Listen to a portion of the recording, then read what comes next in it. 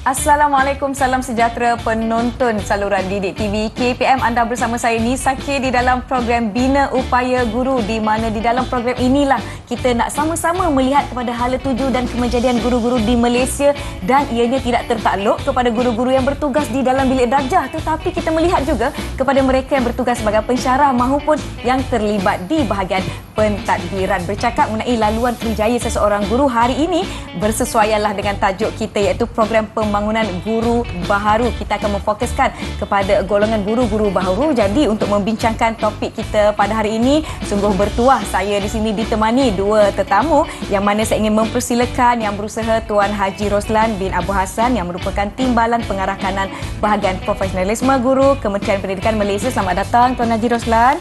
Dan ditemani Tuan Haji hari ini ialah Puan Rahmah binti Husin yang merupakan Pengetua Sekolah Menengah Kebangsaan Sultan Abdul Samad Petaling Jaya. Selamat datang Puan. Terima kasih kerana sudi bersama-sama dengan kami di sini pada hari ini. Kita akan sama-sama membincangkan topik seperti yang telah saya kongsikan tadi, iaitu program pembangunan guru baharu atau ringkasnya kita akan sebut sebagai PPGB 2.0 2.0. Baiklah, saya akan mulakan dengan soalan pertama untuk Tuan Haji Roslan, boleh ya? Boleh. Baiklah, saya ingin bertanyakan tentang pengambilan guru baharu. Setiap tahun secara berkala saya pasti pihak sekolah akan menerima bekalan guru-guru baharu bagi tujuan untuk mengisi jawatan yang telah pun dikosongkan. Maklumlah kita ada guru-guru yang mungkin telah bertukar ke lokasi ke sekolah yang baharu maupun yang telah bersara. Tapi guru baharu ini merupakan golongan yang baru saja menjejakkan kaki ke alam persekolahan secara penuh. Mungkin sebelum itu jadi guru ganti atau guru pembantu dan sebagainya. Jadi saya difahamkan mereka ini mesti mengikuti program yang diberi nama Program Pembangunan Guru Baharu 2.0 atau ringkasnya PPGB 2.0. Jadi boleh tak Tuan Haji ceritakan sebenarnya apa itu PPGB 2.0 ini? Silakan Tuan Haji. Baik, terima kasih Nisa dan Didik TV yang sudi menjemput kami untuk berbicara pada pagi ini. Alhamdulillah. Baik. Sebenarnya program pembangunan guru baru atau PPGB ini sebenarnya telah pun bermula dari sekitar tahun 2011-2012 sebenarnya. Waktu itu saya masih ingat, saya selaku pengurus sekolah lagi waktu itu. Baik, tetapi KPM telah pun membuat penambahbaikan terhadap program pembangunan guru baru kepada program pembangunan guru baru 2.0. Baik, apa sebenarnya program ini? Program ini sebenarnya ialah program untuk kita memberi sokongan kepada guru-guru baharu untuk mereka meningkatkan kompetensi, untuk mereka meningkatkan potensi dan seterusnya profesionalisme berterusan. Dan mereka ini akan dibimbing oleh mentor yang dilantik oleh pihak sekolah. Proses ini akan berlaku sekitar setahun hingga 3 tahun. Jadi di sini maksudnya ini adalah program school based. Jadi di sini kita berharaplah dengan program ini semua guru-guru baru, sama ada guru yang dilantik oleh Suruhanjaya Perkhidmatan Pendidikan SPP ataupun dulu kita ada guru interim, guru yang dilantik oleh bahagian-bahagian. Jadi semua guru ini diwajibkan untuk mengikuti program pembangunan guru baru ini. Sebab kita nak menjadikan guru-guru baru ini dapat bersama kita dalam menjulang pendidikan yang lebih berkualiti. Itu harapan kita. Baik, saya pasti program ini sangat-sangat penting kerana guru baru apabila mereka masuk ke sesebuah sekolah itu, mereka perlu seiring ataupun mengejar guru-guru yang dah sedia ada ataupun yang telah berkhidmat bertahun-tahun lamanya. Maklumlah murid-murid zaman sekarang ni kan kadang-kadang ianya lebih maju atau lebih advance daripada kita yang rasanya jauh lebih tua daripada mereka. Baiklah, telah Tuan Haji jelaskan apa itu PPGB 2.0. Jadi ini merupakan program yang menyokong pembangunan profesionalisme berterusan untuk guru-guru baru. Jadi secara spesifiknya apa sebenarnya objektif bagi PPGB 2.0 ini? Okey. Guru baru, nama pun guru baru kan. Jadi guru baru ni biasanya bila dia datang ke sekolah yang baru, suasana baru, dia akan menghadapi kejutan transisi. Jauh beza daripada apa yang dia dapat daripada universiti dan juga IPG kan. Oleh kerana itu program ini sangat penting. Jadi kita nak matlamat kita daripada program ini pertama ialah supaya mereka dapat menyesuaikan diri, mengadaptasi dengan persekitaran budaya dan iklim sekolah. Ini sangat penting. Ini langkah permulaan. Dan yang kedua, kita nak membina potensi mereka ini, ya. Kerana dalam program ini kita ada 3 fasa. Setiap fasa itu ada aktiviti yang mesti mereka ikuti, ya, yang dikawal selia oleh pengetua. Pengetua. Jadi di sinilah kita membina potensi mereka. Dan akhir sekali kita harap dalam fasa yang terakhir itu sebenarnya dia telah menjurus kepada pembinaan profesionalisme mereka. Mereka dah boleh, sebab dalam aktiviti-aktiviti itu, sebagai contoh dalam fasa orientasi, fasa pengenalan, dia menyesuaikan diri dengan suasana sekolah, dia kenal misi, visi sekolah, apa hasrat pengetua dan sebagainya. Dan fasa yang kedua pula ialah fasa pelaksanaan. Dia nak mengadaptasi ilmu yang dia ada, pengalaman yang ada, yang sebenarnya belum tentu dapat disesuaikan, sebab setiap sekolah ni berbeza. Mengikut unik, mengikut jenis dan juga lokaliti.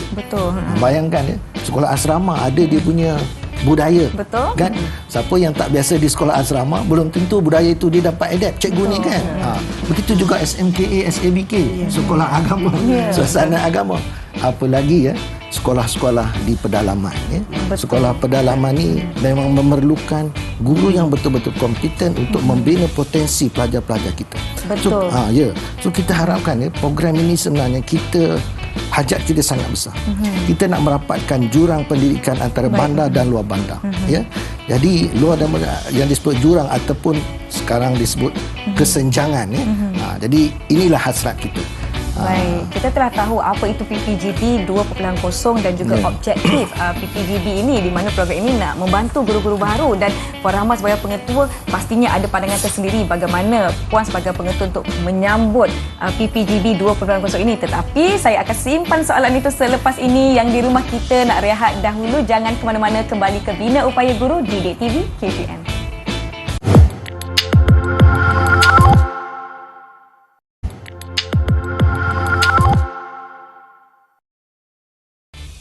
Kembali menonton Bina Upaya Guru di saluran Didik TV KPM. Masih bersama saya Nisa K dan 2 tetamu jemputan saya membincangkan topik kita hari ini, program pembangunan guru baru ataupun PPGB 2.0. Baiklah, kita sudah tahu setakat ini apa itu PPGB dan juga bagaimana ia dijalankan, dan kita telah tahu ianya dilaksanakan mengikut 3 fasa dan ianya program yang berdasarkan work base, melalui bimbingan berstruktur, melalui pementoran dan juga dari pementoran dari guru mentor. Maaf, ya. Baik, soalan seterusnya saya ingin utarakan kepada Puan Rahma selaku seorang pengetua sekolah. Bagaimana Puan melihat dan juga menyambut program seumpama ini dilaksanakan? Silakan Puan. Bismillahirrahmanirrahim. Assalamualaikum warahmatullahi wabarakatuh. Terima kasih Nisa. Sama-sama. Terima kasih juga kepada BPG kerana menjemput saya pada hari ini. Baik. Perkara utama yang kami terima, ini adalah dasar. Jadi kami menyambut dengan sepenuhnya lah dasar yang telah diturunkan pihak KPM. Bila sampai je guru baru di sekolah, maka orientasi akan bermulalah, ya, pada fasa yang pertama. Jadi sebagai pemimpin sekolah, saya mesti memenuhi apa yang hendak disampaikan oleh pihak KPM dengan membentuk organisasi yang akan mengurus, ya, guru baru. Dan di samping itu kita juga melantik mentor-mentor yang sesuai kepakaran mereka terhadap guru yang dibekalkan pada sekolah. Ya, macam kerja lain jugalah Nisa, ya. Mana-mana kerja memang memerlukan orientasi, kan, untuk memastikan bahawa bidang tugas yang mereka nak bawa tu adalah seiring dengan apa yang dikehendaki oleh pihak KPM itu sendiri. Ya, jadi sepanjang saya menguruskan guru-guru baru ni, kita mengikuti apa yang telah disarankan oleh KPM dengan mengikuti fasa yang telah ditetapkan, ya, fasa pertama, kedua dan ketiga.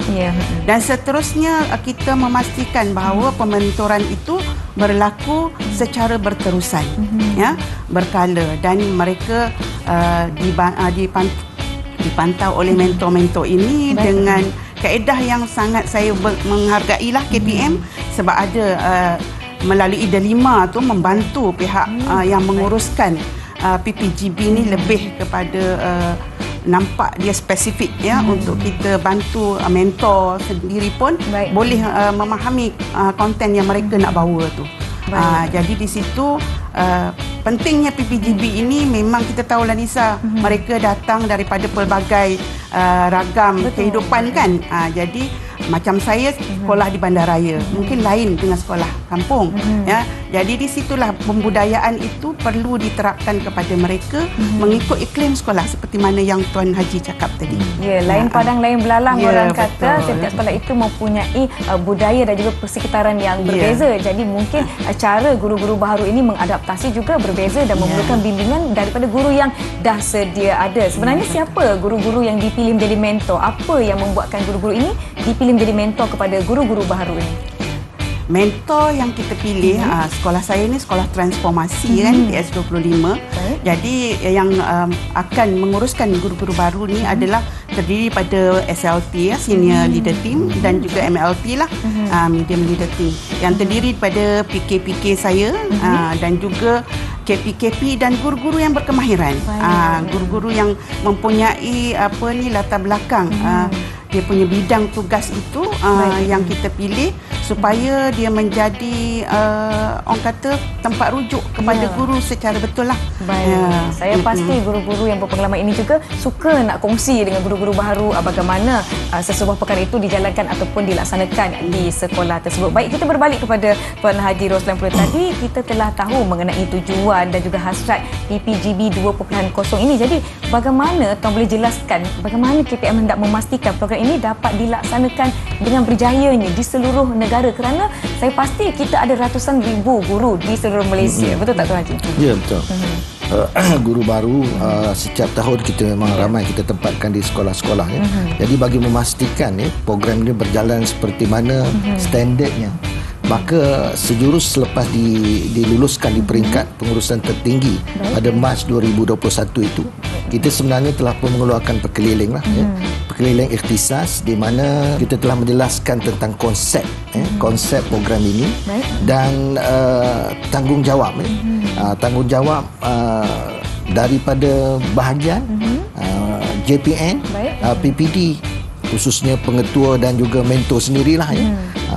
Dan di samping itu kita juga telah pun mengeluarkan buku panduan pelaksanaan program pembangunan 2.0. Buku ini kita pun cetak secara hard copy. Dan juga kita telah pun muat naik dalam portal portal KPM, dan juga tadi disebut lantai D5 pun ada. Jadi memang boleh dirujuk oleh setiap sekolah untuk memastikan standard dan juga kualiti program bimbingan secara berstruktur dan juga profesional ini ya. Baiklah. Dan juga penataran ini sangat penting. Jadi BPG sendiri telah buat pemenataran ke sekolah-sekolah sekolah berasrama penuh, BLTB, SMKA. Kita buat penataran. Dan alhamdulillah semua ini dapat sokongan yang cukup padu lah. Khususnya saya cukup berterima kasih kepada semua pengurus-pengurus sekolah dalam membantu kita menguruskan program ini mengikut standard yang telah ditetapkan. Nisa. Baik, buku panduan pelaksanaan program pembangunan guru baharu 2.0 di mana guru-guru boleh mendapatkan cetakan fizikal ini dan juga merujuk kepada portal di laman sesawang KPM. Lebih mudah begitu, maklumlah zaman sekarang ni segala-galanya orang kata apa, makin digital, dan juga kita ingin memudahkan juga guru-guru ini merujuk di mana sahaja mereka berada. Baiklah, kita telah tahu bagaimana sesebuah sekolah itu, pengalaman daripada Puan Rahmah sendiri dan juga penjelasan daripada Tuan Haji Roslan berkaitan dengan tujuan dan juga bagi memastikan program ini berjalan dengan lancar. Kita nak berbicara dengan lebih lanjut, tetapi kita nak rehat dahulu. Jadi jangan ke mana-mana, kembali ke Didik TV KPM.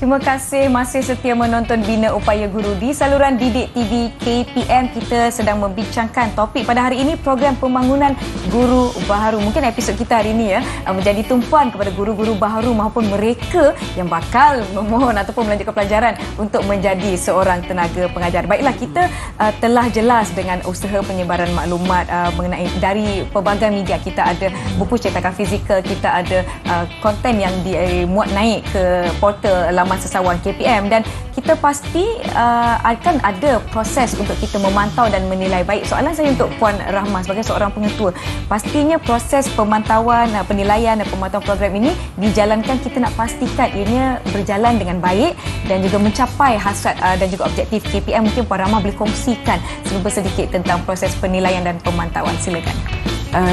Nisa, proses penilaian ni sebab dah ada di pelantar tu, memudahkan kita lah. Sebab dia setiap penilaian tu dia memerlukan keberhasilan yang berbeza, kan? Dia ada fasa tu mempunyai keberhasilan yang berbeza, dan step tersebut sangat jelas apa yang telah digariskan. Jadi memudahkan para mentor untuk mengenal pasti apa masalah mereka sepanjang tempoh penilaian tersebut.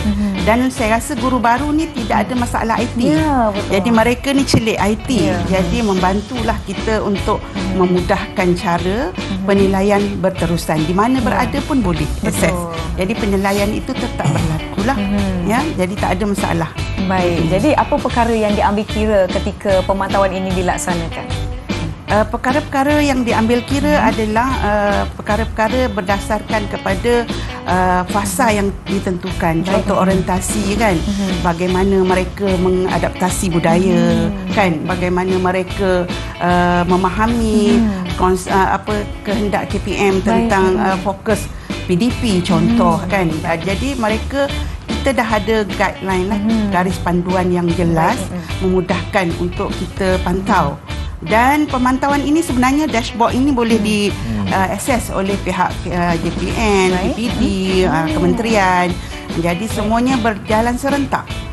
Jadi proses ini dalam penilaian ini saya rasa tak adalah masalah. Dan guru-guru baru memang sentiasa lah dibimbing oleh mentor, menyebabkan mudah lah urusan kita tu.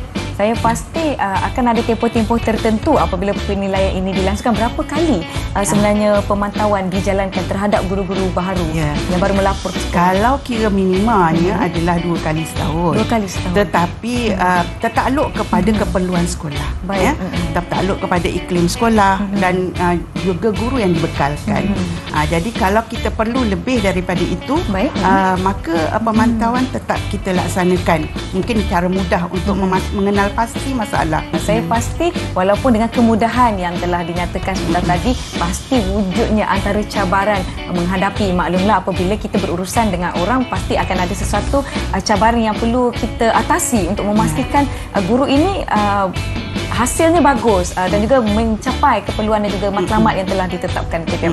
Antara cabaran daripada pengalaman Puan Rahma sendiri.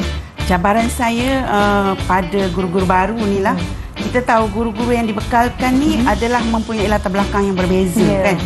Dan situasi sekolah yang mereka belajar dulu lain, dan mereka belajar dulu lain.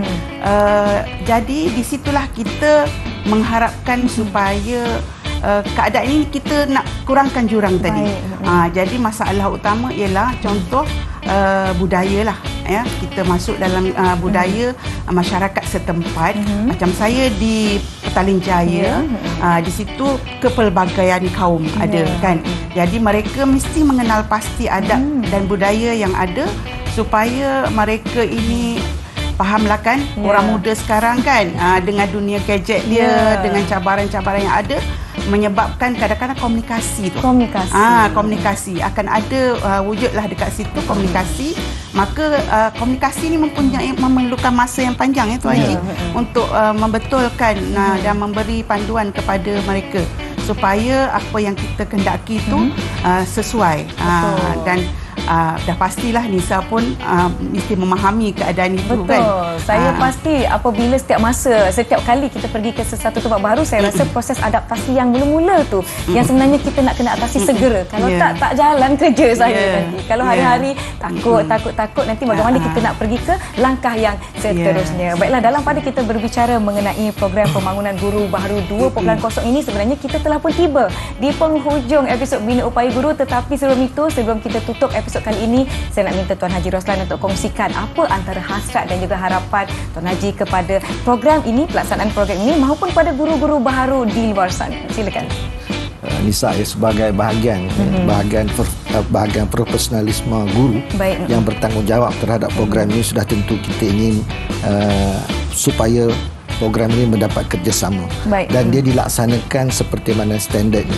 Dan fasa-fasa itu, fasa orientasi, fasa pembangunan dan fasa perkembangan. Ada 1 tahun dan boleh mencapai 3 tahun. Kita bagi tempoh. Tempoh ini supaya kita nak pastikan supaya guru-guru ini betul-betul dibimbing mengikut standard dan mencapai keberhasilan. Ada 17 keberhasilan sebenarnya dalam 17 keberhasilan bagi setiap fasa ini. Jadi saya sangat berharaplah kerjasama daripada semua. Kerana akhirnya kita nak melihat bahawa kualiti guru, kita tidak berkompromi dengan kualiti guru demi pendidikan negara kita.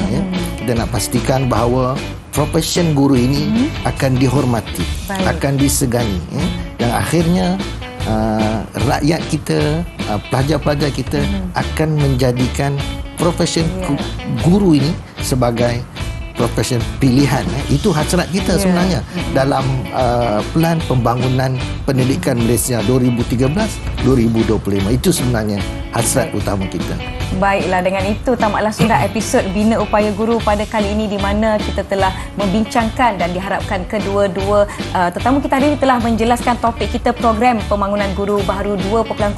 Sekali lagi terima kasih saya ucapkan kepada yang berusaha, Tuan Haji Roslan bin Abu Hassan, Timbalan Pengarah Kanan Bahagian Profesionalisme Guru Kementerian Pendidikan Malaysia, dan juga yang berusaha Puan Rahmah binti Husin. Terima kasih Pengetua Sekolah Menengah Kebangsaan Sultan Abdul Samad Petaling Jaya, dan terima kasih pada penonton. Diharapkan anda mendapatkan input yang berguna daripada topik kita pada hari ini. Saya Nisa K. Semoga kita bertemu lagi dan teruskan menonton saluran Didik TV KPM. Assalamualaikum, salam sejahtera.